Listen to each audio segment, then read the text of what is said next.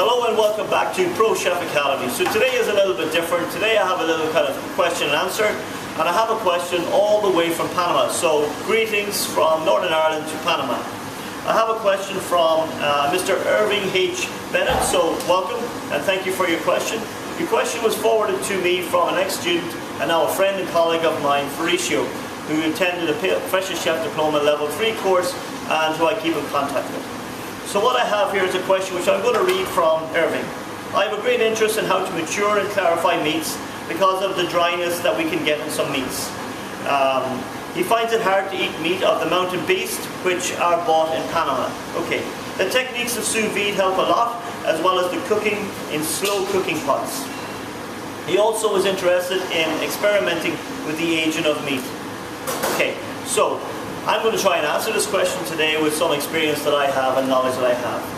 First of all, any animal that you're going to use, obviously the prime cuts, okay, your sirloin, your fillet, your fore, middle and chuck ribs and all that prime cuts, tender meat. Yes, they're tender, they don't need a lot of cooking because they're naturally tender, but they don't get a lot of use. Okay? So generally any piece of meat or any cut of meat from the animal that gets more exercise, they're walking around, so the top side, the silver side, shank, brisket, anything like that, obviously to start with they're going to have more flavour. Now, the downside is with any piece of meat that gets a lot of work, has more connective tissue, more muscle, it takes longer to break down and longer to cook. What we need to do then is we need to use certain cookery techniques and methods. So that would be your pot roasting, that would be your braising, and that would be your stewing. Okay? Now that's the traditional methods. If we move a step forward then, and more modern then would be, like Mr. Irving has mentioned there, sous vide or using a water bath. Okay?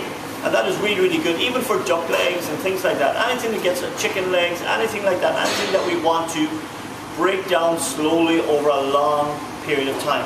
Okay, and you can see here in the UK that pork bellies become really important and really fashionable here.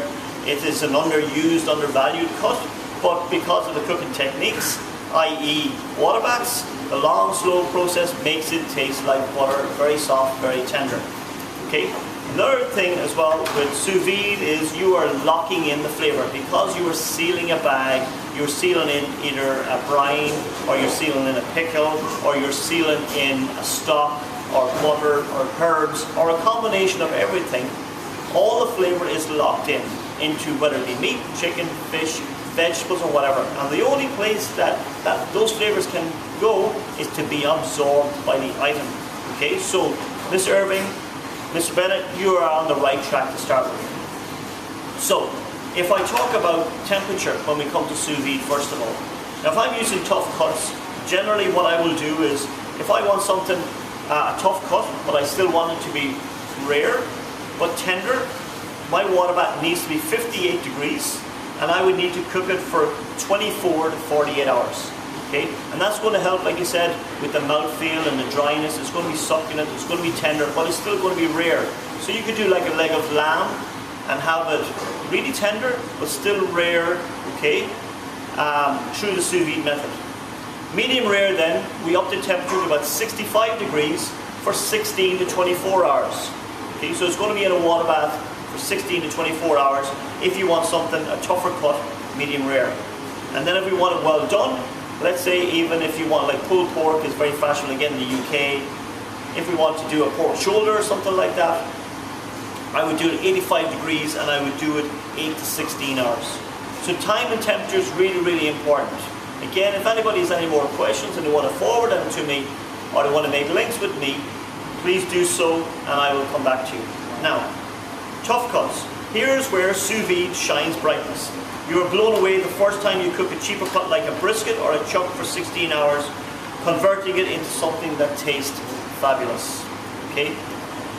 That would be the basis of sous vide. Now if we go the old school, like I talked about in the beginning, of your braising and your pot roast and your stewing, a tight fitting lid, maybe an earthenware dish, something that is going to hold the liquid in.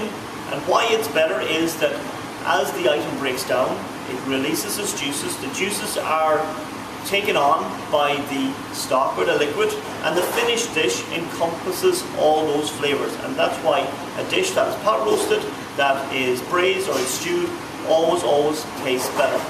Okay?